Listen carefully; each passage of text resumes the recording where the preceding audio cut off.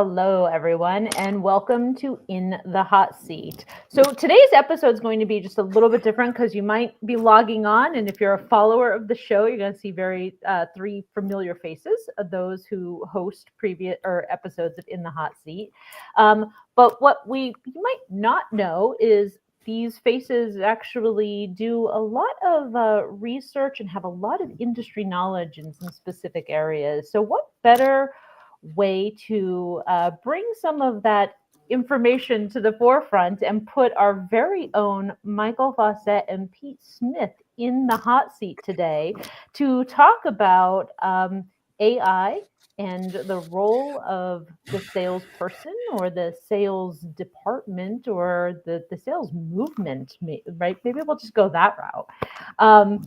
These guys have so much insight, and there's going to definitely be some debate today because I know Pete and I might have some disagreements on some areas, which I think will come to light. So, gentlemen, thank you for joining me in the hot seat and being the guests on today's episode.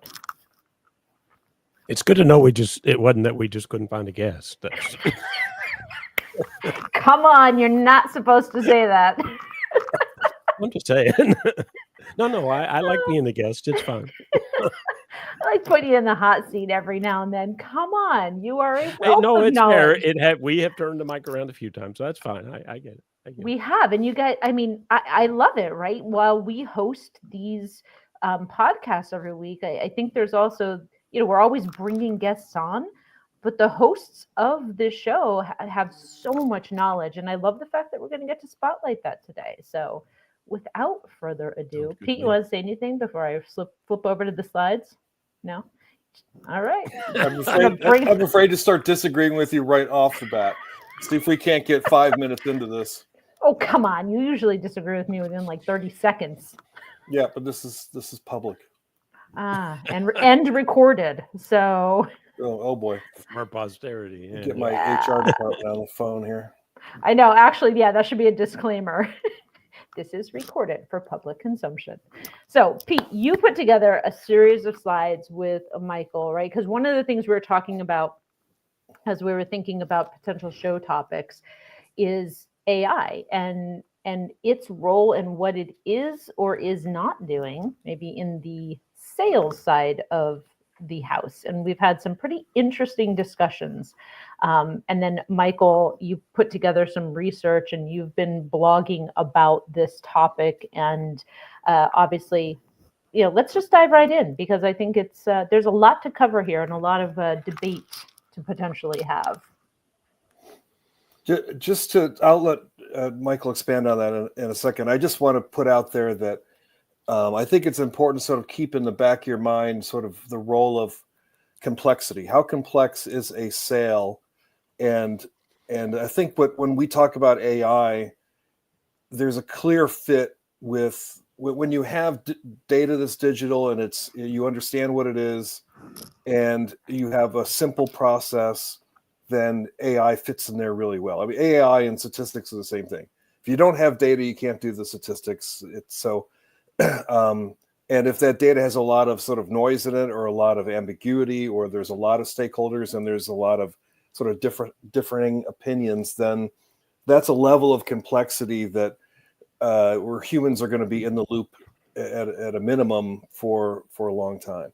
So just so we get the audience sort of in sync with this idea of complexity and how we need to be thinking about how that is sort of a constraint around what the art of the possible is. Okay. But to me, I read Michael did this research back starting at IDC, and then he continued at G2, and the number keeps ticking up every year, and the 68%. To me is a 4-alarm fire. It seems like this is like just one of those facts that, that's as important as any other fact that people throw on their website. And, salespeople are being actively avoided until the buyer can't take it anymore, until they can't be autonomous anymore. They have to actually do a transaction or get a question answered that they couldn't find somewhere else. So why do you think that the buyer is trying to eliminate or minimize the amount of time that they need to engage with the salesperson? I don't think. Let me just say real quick when Michael, and I'll let you. I think it's very similar to the whole idea of convenience, and like if you think about like your kids and their when they could start to text message their friends instead of call them, it went 100% text message. So I think this is bigger than just sales. It's about convenience and kind of whenever I want to do whatever it is I want to do. Go ahead, Michael.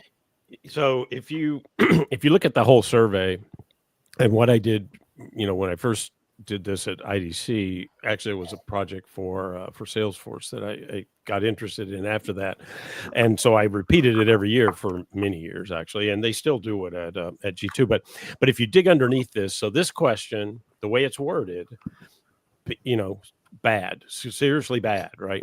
But if you flip it around and you ask the question in a different way, so if you ask, do you want a salesperson to contact you if they have contextual relevant information about what you're working on or your problem or whatever, right? And it flips exactly the opposite, right? Because everybody wants it when it's contextual and it's relevant, but they don't want it when it's spam, when it's that annoying 400 emails that I delete every morning. Like, outreach that's not personalized, outreach that's not in the right context and relevant to the person. And especially when, as we know, most cold outreach right now is a pump and dump scheme. It's just spam, right? It's not personalized. It's not relevant. But I will give you one example, and then we got to go on with your slides here. But this just happened, and I thought it was really interesting. I was researching some agentic AI platforms, and I went to one of them. And about 30 minutes later, I got an email from them. Now, I didn't sign up for anything. I didn't do anything. I just went through their information on their site. Well, it turns out their sales agent that they sell actually tracks people when they come to the website and identifies them if they can. So if you're logged into your browser, for example, and then if it can find contact information, it starts to have it starts to do a trickle campaign against you. But you're in the right context. So I thought that was pretty interesting. Of course, I wasn't going to buy anything, but Okay, so we are going to move on to the next slide, but I do have one antidote to bring to that just happened this weekend. This was both creepy but to another level, what you just said. So we were on vacation a couple weeks ago, and we were in somewhere down in the South, and happened to be walking around the city and coming across stores that we don't have up north, right? And I happen to take a picture of this store and sent it to a friend to say, like, hey, something that was happening in the window. I went 2 blocks. I stopped in another store. I walked in the store and I looked at something and came out. I got home from our vacation, and the week later, I had 2 mailers, one from each of those stores. I never gave them my address, right? One from each of those stores. And then I start getting ads on all of my social networks from them. And I was like, okay, turning the phone off. So back to your point of contextual. I know, Pete, we did a little bit of a turn there, but it was just very freaky.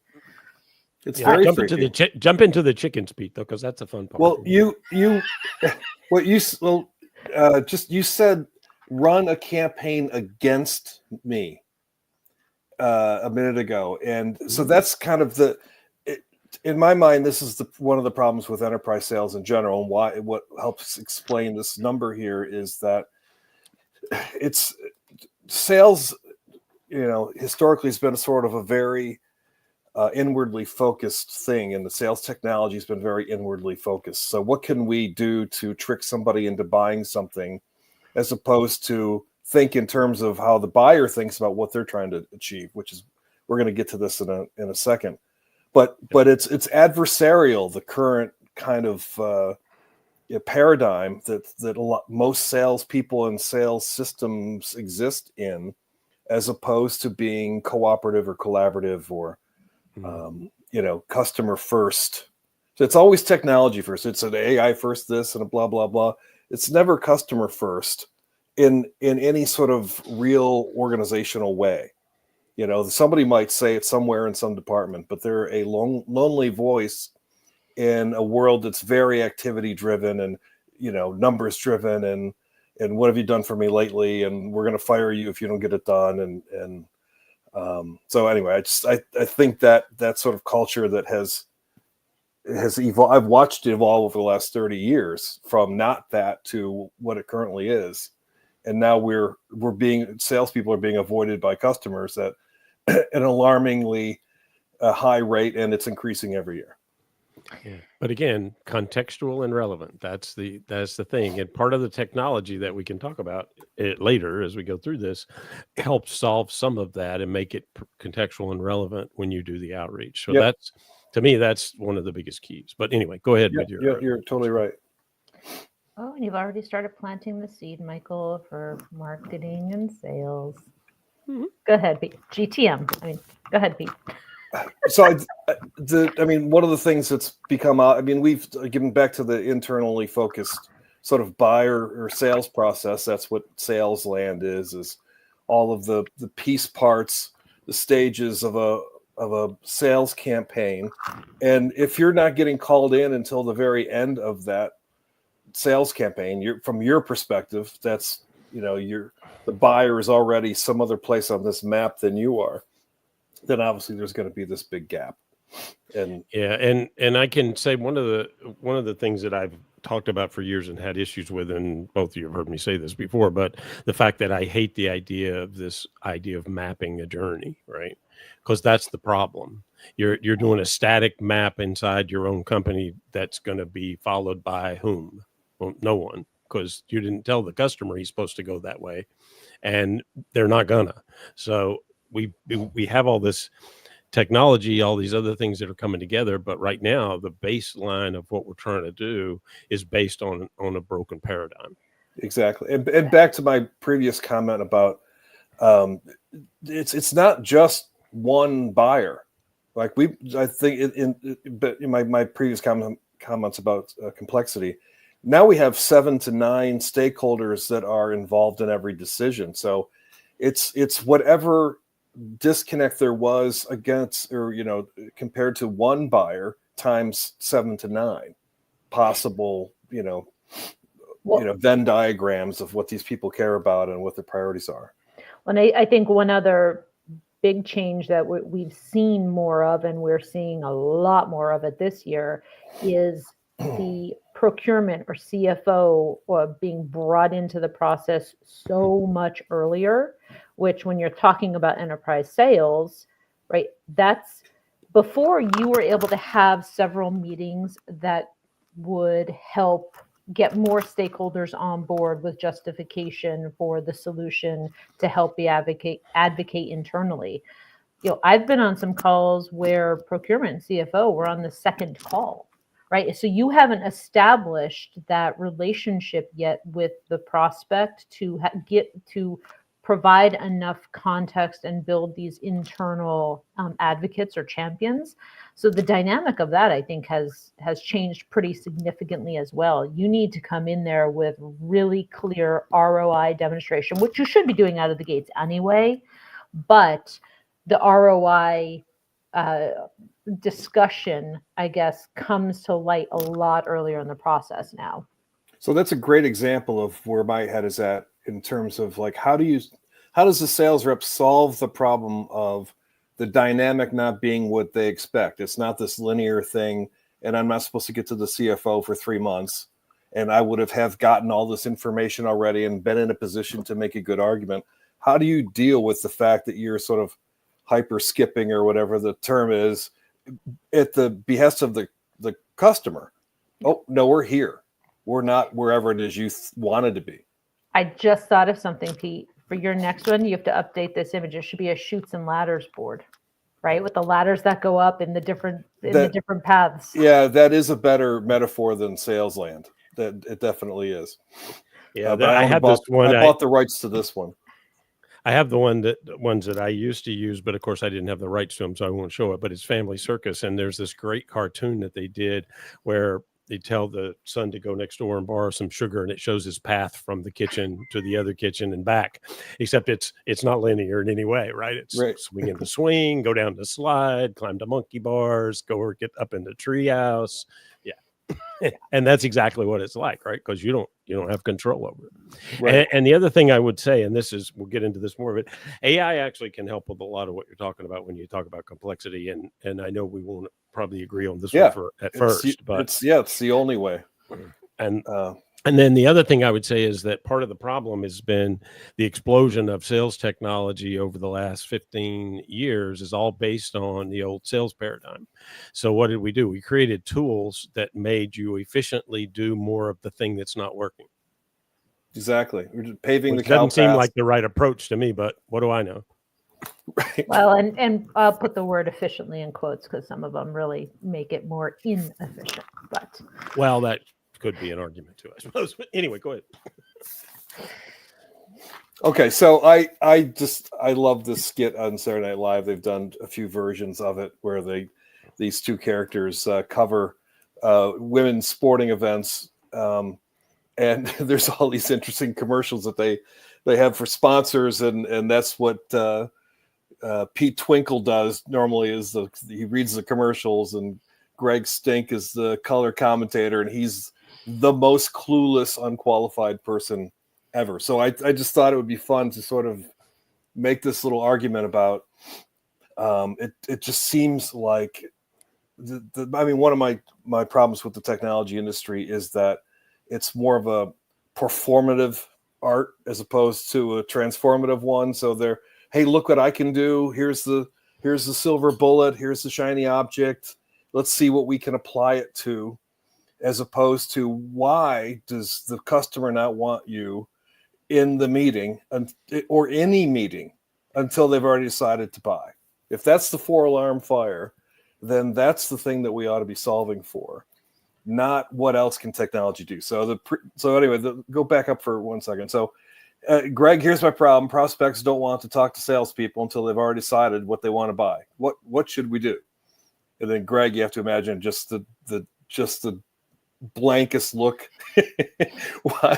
Why don't you record and transcribe your customer conversations? You do get, right? So the few customer conversations you get to have, why don't you record those and transcribe? Greg, that would be great. We definitely miss things our prospect says, some of which might actually be really important. So yeah, and the AI could create a meeting summary for you to send to the prospect after the meeting. Next guy. And would that help us get more meetings with our prospects earlier in their buyer journeys? No, not at all. So, here's one more, I think, to this little skit. Well, Greg, that's good enough for me. I knew we could count on you, right? And so we go off and do that, even though it doesn't focus on the real problem. So there's no question that like voice of the customer data is like the lifeblood of a company, and we've been hard pressed to capture it in the past.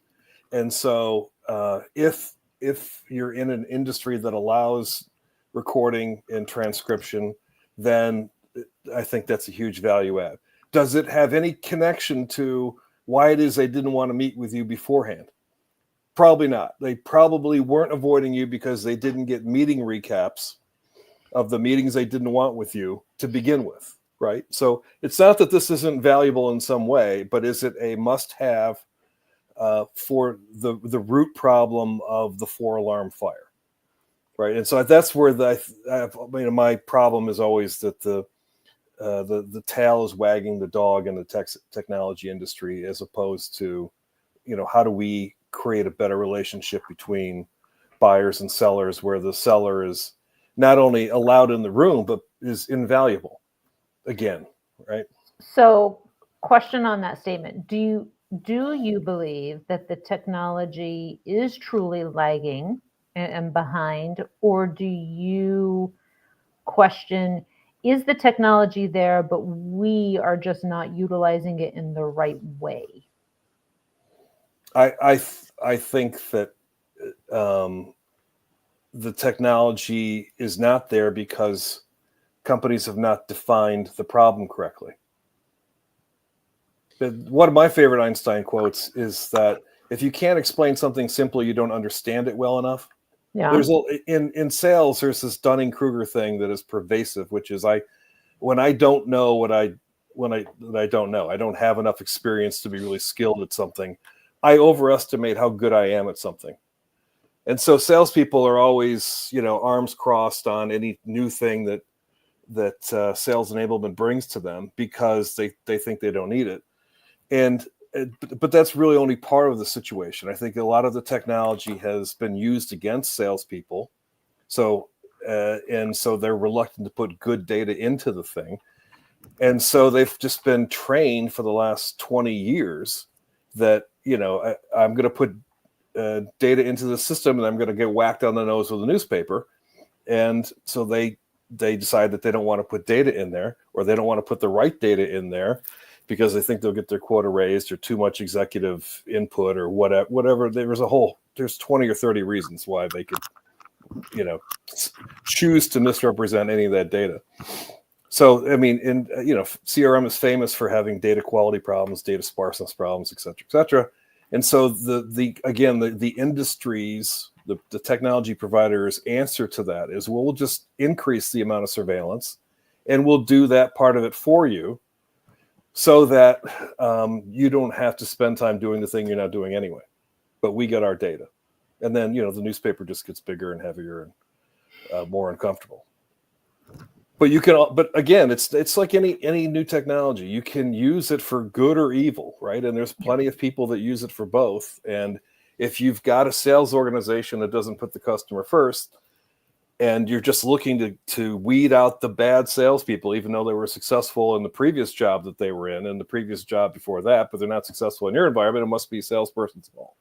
And that is so much of the culture in the last 5 to 10 years in sales, in my experience at least.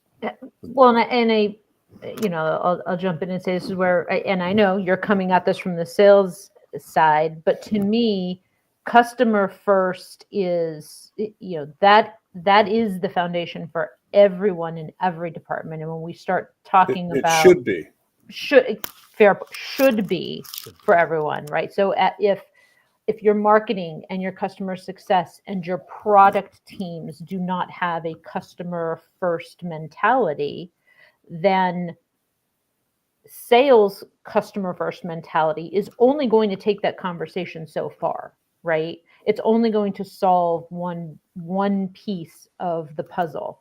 And actually, I know your next slide do you want me to bring up the next slide because of the puzzle coming together? I think it kind of ways in, right? So this is how do you add value? How to become part of the conversation again? How do you become sort of an insider as a salesperson in a decision? And that is to understand what the buyer wants, and what the buyer wants is they want to be able to make the right decision. That's what they're trying to do. They're not trying to buy something. For them, this is a decision-making initiative that they're doing. And so those puzzle pieces kind of go back to that sales land organization, where all of those tiles in sales land were pieces of information that the salesperson needed to learn in order to qualify, to understand the business problem, to do the ROI analysis, et cetera, et cetera, et cetera.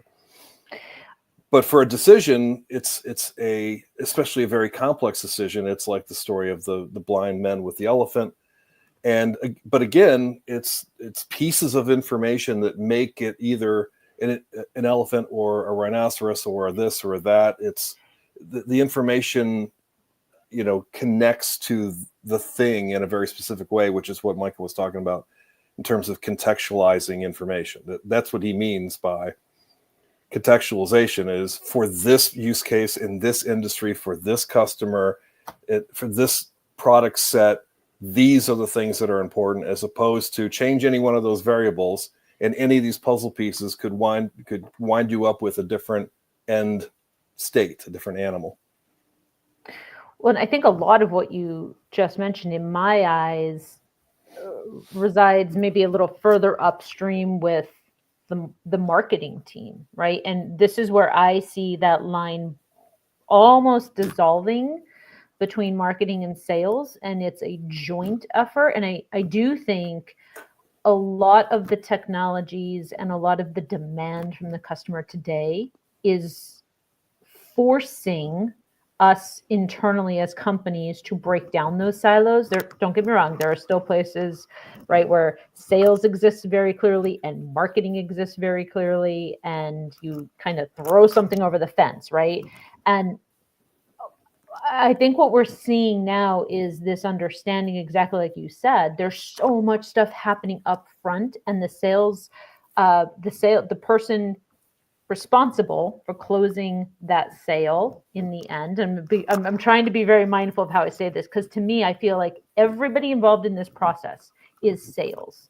The person with the title of salesperson, who's going to close that deal, they have to work in tandem and be able to also give back information further upstream, so that the marketing team can do their job in getting the information out there, so that the prospect can consume that information, make a decision, and then raise that hand. And then our salesperson is a little bit more educated on what those needs are, right? They've received these signals. So I do think that the term sales, and I know you and I have talked about this before, but sales and marketing are one, right? This is where the disagreement comes in. I know. It's when you say that it's already happened.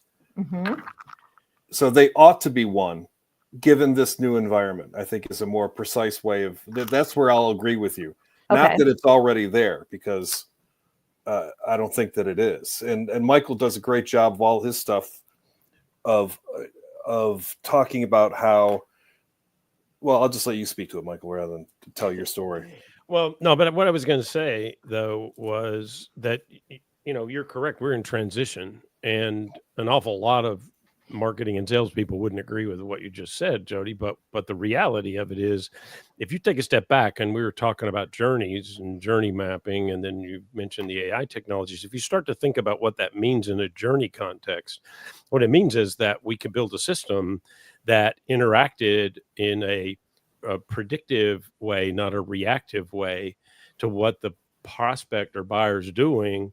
And that changes everything, because then you can find where and when you're going to be relevant and contextual and reach out to them, or not reach out to them if they're not the right fit. Or you could prioritize your time because you've gotten all this real-time information and you see they're not, in zone yet, or whatever.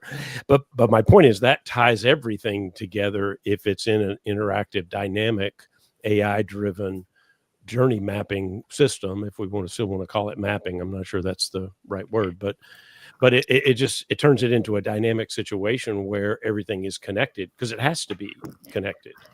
So would you agree with the statement that the technologies are there, right? And yes, we're making inroads. Like when I think about intent data and Mhm. the intent buying signals, Mhm. right? To me, it's almost, the technology exists. We're weaving it together in what we believe is the right way. But I do think there is a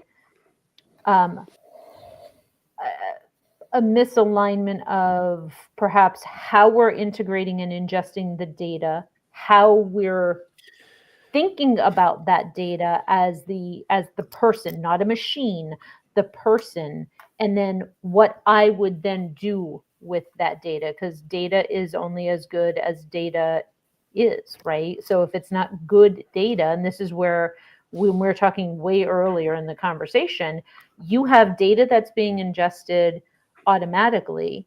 You also have information that is within individuals' interaction. So it's how they translate what has happened into notes going back into the system, right? So it's a re-education of it process. It's getting them to think about and understand the value and how to take some of that information and put it back into the system, so that you can make this an automated process, right? Yeah. More automated.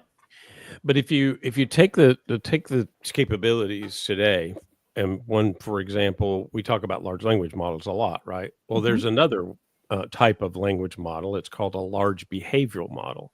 What's it trained on? Not on all the world's data, like an LLM. It's trained on human behaviors, and so what it learns is that same predictive capability that's built into, because the transformers built into GPT, type language models, so it can start to predict based on observed behavior. So I see you do this, I get this post from your X profile, I see you talk to people on LinkedIn about this, I see you joined these 4 communities on LinkedIn or whatever, right? I mean, all these signals are signals. If you could pull those together so that and can start to predict, all the way down the line, right? So start with the marketing qualified lead. What does that mean today versus what could it mean? It could mean a lot different. And the same thing with sales qualified lead, and the same thing with all these things could mean a lot different if you change this to a predictive and even a prescriptive type of process, versus the idea of going back and looking at history and trying to use that to determine the future, which, as we know, I mean, it's interesting and it's useful, but it doesn't work to An be a LBM qualified lead. So that's what you were, Jody, when you went to South Carolina and dared to go into a store. Yep. Now they're tracking you. Geofenced. Yeah, no, that's exactly right. It's funny. I was out Mm. somewhere yesterday getting ready to run at a PetSmart to pick up something for my dog, and I looked down at my phone, and in the little Siri window, it gave me 2 PetSmart coupons. It's So that's Use just them, bad by the way. marketing. You're gonna I know. buy anyway. I know it. Okay, It's but Jody, I'm gonna location. send you a But my tinfoil point hat is, for your my next point is, it's vacation. geofenced, and it's geofenced, and it's location based, and that was the point, right? So once they know that's you, they can start to attach all these other offers and things with it. okay, but now here's, because as we think about, right, enterprise sales, B2B, B2C, whatever form of sales, there's going to be 2 reactions to that, right? You're going to have someone who's going to go, oh, wait a minute, I find this really valuable, right? Because they're taking an interest in what I'm doing. I'm going to benefit from it because I'm getting coupons. I'm getting, the offer, the maintenance program, whatever it is, I'm getting something out of that. And then you're going to have the people who, oh Lord, like, I'm freaked out by this. I'm going to turn everything off on my phone, right? I'm going to get very defensive about it. And, that's the same that applies in our everyday B2C life is the same for business as well, right? You have It that is. same reaction. Yeah, but if you think about this over time, it's learned behavior, and more. I used to joke when Facebook was still worth talking about, that their process was roll out a intrusive feature, get all of the people upset and push them back, and then roll it back part way. And they did that over and over and over and over again, so that if you looked at it across 6 months, it wouldn't mean much. But if you looked at it across 2 years, you had gone from, I don't know anything about you till I have all your data. It's an incremental change, and people don't accept sometimes big changes, but they accept a bunch of little changes over time. And I think that's what you're going to start to see. The behavior changes. I got a coupon on my phone. I'm going to throw my phone away. I could just delete the coupon, but I was going into PetSmart anyway, so it was relevant and contextual at that point. So my point is that the system's changing, and the people have to, are changing too. And I agree with you. B2B, B2C, not particularly different. Complexity, all these other issues, Pete, that you brought up, sure. But just in general, the process needs to be, I have to have a way to know what you are doing, why you're doing it, what your problems might be, and how I could solve them or I couldn't solve them. If I can't solve them, then why are we having the conversation, right? Instead of me going through a bunch of emails where they're trying to get me to hire offshore developers for my SaaS company that I don't have. Such a great segue, Michael, into this next slide, which is very nice relevant diagram. to what you just talked about. I would like to just throw out one guy's name who's definitely worth reading. Jaron, Jaron, Lanier, Lanier. He was one of the guys that invented virtual reality technology. Then he ran all of AI at Google for years and years, I think. And anyway, but he would argue that recommendation systems, we don't have the technology to do those accurately. And if you have Netflix and it tells you might want to watch this next and it's ever been wrong, you'll understand where he's coming from. So, and we could do a whole show on the biases and blah, blah, blah, blah, blah. But anyway, the point is, go ahead. Sorry. You could, but the problem is that you'd be using last year's information. And even if it was 10 minutes ago, it could be last year's information. I don't know that. The problem is, my point is, it's changing so fast that a lot of those things that he said were true, but they aren't true now because, in fact, you do have these behavioral models. You do have a different way to analyze some of these behaviors, and you're starting to get more and more systems that can connect to those behaviors and stream them in real or near real time. So my point with all of this is that we're in the middle of a huge disruption, and I some things are where they should be, some things aren't there yet, some things will be there this afternoon. I don't know, maybe. It's changing very quickly, and a lot of the ways that you could apply this to sales, to go to market, to marketing, whatever, those are becoming more and more clear as we start to see how these more advanced agentic type features come out. Now, I can show you guys that are smart people that'll go, well, we don't have agentic AI yet, but it's all based on the definition, right? And I don't define it in a binary way like a lot of people that I read online. They talk about we're moving to agentic, but we're not there yet. And I say we're moving across a process of change, and we have all these different incremental steps that we can do along the way. And do we have autonomy and agency? Sure, but only in specific cases and only in places that you can manage the people. So it's shifting. That was a long tirade to say that. Totally agree with that. Totally agree. So, Michael, do you want to speak to this? This is your model. Yeah. I mean, what I was trying to do is trying to talk about the different processes and things that you need to do inside this sales process today, building out your strategy and moving across those three big buckets. But the point of the design, the point of the fact that it's these weird circle things that run back and forth, is that there's no linearity to the way this process works. The process works in a way that you get through that process down to the point of getting the sale. If you do, so you're doing discovery so that you understand things. You're showing how you can create value to make you relevant and contextual and trustworthy. And that trustworthy, right, leads you to that trusted advisor piece that you're talking about. And those things all combined, make you be able to answer that question. What's in it? Why should I buy from you? What should I buy from you? And how can I buy from you? Right? All those things. If I trust you, it's a different conversation because I know you're looking at my needs, not you're just trying to get another sale to make the quarter. So when we were going over this slide, and Pete and I were having a conversation earlier, but we were talking about sales role in this process that you've outlined. And one of the things that I think is going to be more apparent, right? AI is not replacing a salesperson by any stretch of the imagination. AI is replacing some of the exercises and things that they need to do in their process. It is also highlighting the salesperson, especially in B2B enterprise sales, the skill set of what it's going to take to be a really good salesperson and succeed, I think is changing.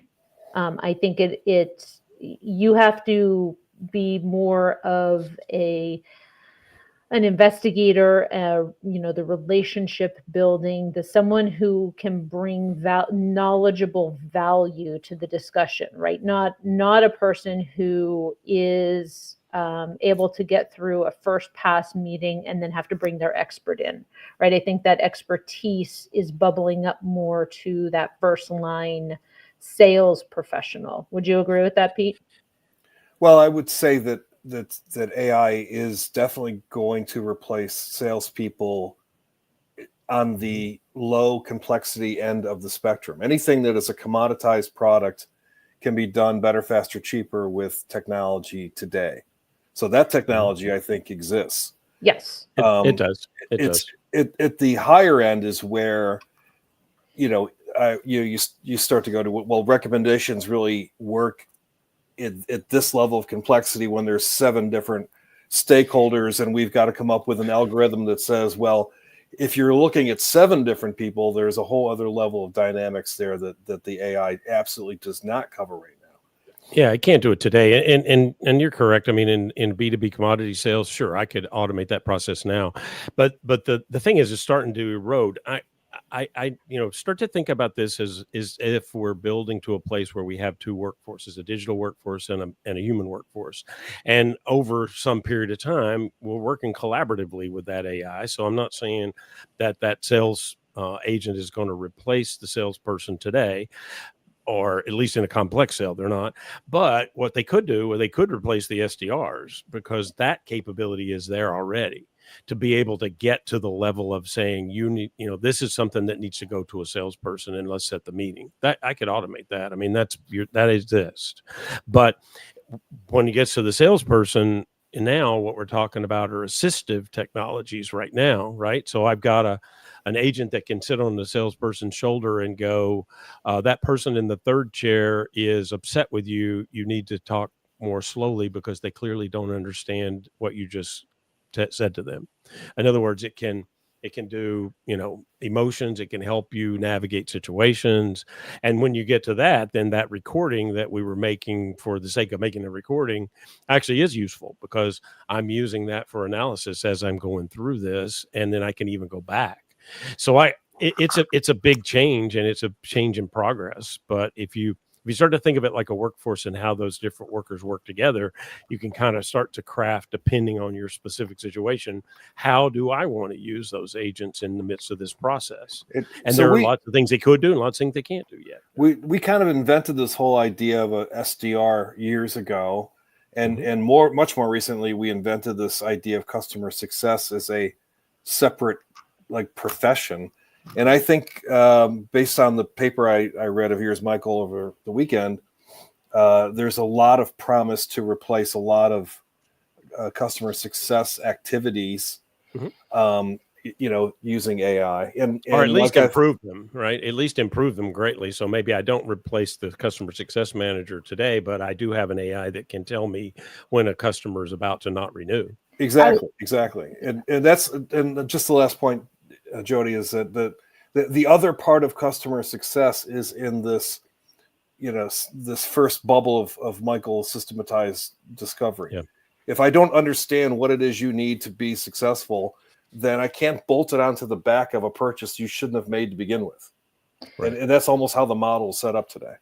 Well, I will also say, I think you're right. I think AI can assist on the CX side, right? But bottom line, we all still want to talk to someone at some point, right? So it's going to change, I think, how the customers, I don't know, not really, but like when you're frustrated on something, you're going, think about that, right? You go through the call tree, you go through. Well, that's the problem. You just said that's the problem, Jody. That is the problem, because if you're going through a call tree, you're on an old style, logic-based, rules-based system that would do nothing but make you angry. But if I had something that interacted with me in a real-time way that solved my problem, I don't care if it's a bot or an alien or a customer service rep. It doesn't matter to me as long as I get what I want. Let's not go down the alien path. Just right off we're still dealing with AI here. Well, so I know we're down to less than 2 minutes, but you put together, I think, a good summary slide here, Pete, if you want to walk through. Yeah. So the key is that if a salesperson can't do what could be done with Google, you're going to have to go to other areas where you can create value. So one of those is to take a sort of collective expertise approach toward interacting with customers. So this is an organizational change, not just a individual salesperson change. So what has Deloitte learned about this particular problem versus, some consultant at Deloitte? So I think we have to change, or WWT or any of their competitors, What do we as a company know about this problem you're trying to solve, not just whoever shows up at the door, right? So that's the first thing. The second thing is, one thing an outsider can do is help all of the stakeholders feel understood. A lot of times salespeople just focus on whoever it is they met, and they just hang on to those few people that they've met versus, extend out to all of the shareholders or stakeholders that are typically involved.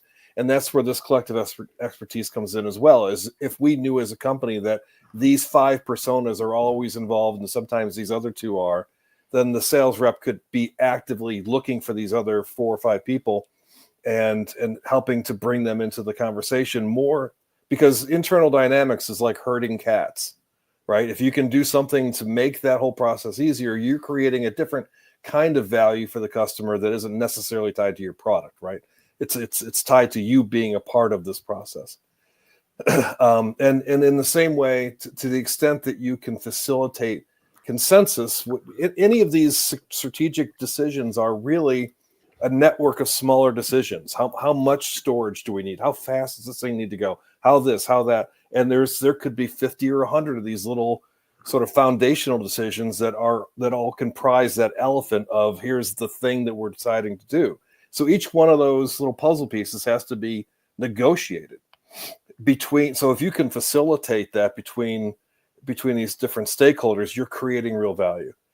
And then the other thing that's happened to me personally, which I'll never ever forget, is I sold something to the most prestigious firm on Wall Street, and we did not know something, and they never thought to ask if we did this one thing, and they bought millions of dollars of this technology from me, and they threw it out gladly 9 months later because we kept causing downtime for upgrades when they could not tolerate that. Any day of the week, 7 days a week, 24 hours a day, they had to be running. And we didn't know that up front, and we couldn't fix it on the back end. Well, and I know that we are completely up against time, but we did have a good comment come through that I think is worth just spending an extra 30 seconds. Sven's asking about trust, right? Saying, first and foremost, in what he's saying, when we put that up there, is it's about getting your foot in the door, and trust is key. Can AI generate trust? Yes, and this is where you're not going to agree with me, but I don't care.